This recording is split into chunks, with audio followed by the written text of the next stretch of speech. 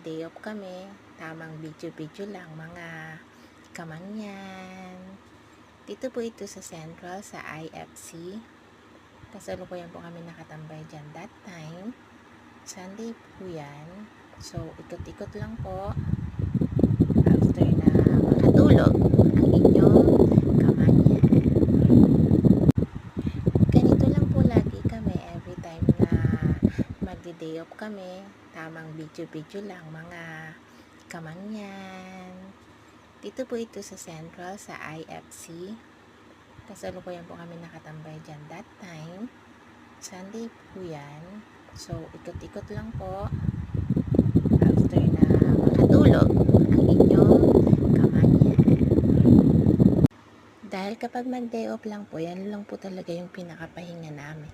Yan lang po kami alam niyo po yun, nakakapag-relax.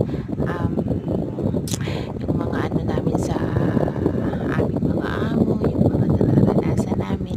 Kumbaga what do you call that? Naano po namin, na ilalabas, na i-share sa bawat isa. Kaya kumbaga ito po yung talagang time na talagang pahinga namin. Dahil kapag mag-day off lang po, yan lang po talaga yung pinakapahinga namin. Yan lang po kami alam niyo po yun, nakakapag-relax. Yung mga ano namin sa aming mga amo, yung mga nararanasan namin. Kumbaga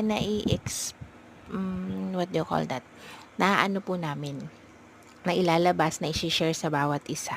Kaya kumbaga ito po yung talagang time na talagang pahinga namin.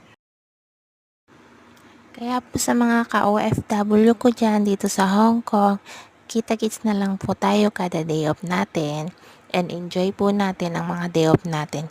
Dahil yan lang po yung dito na pahinga natin. Diyan, hindi natin may isip yung mga stress, pagod natin sa trabaho, stress sa ating mga amo. Kaya enjoy lang po tayo mga ka-OFW at mga kamangyan.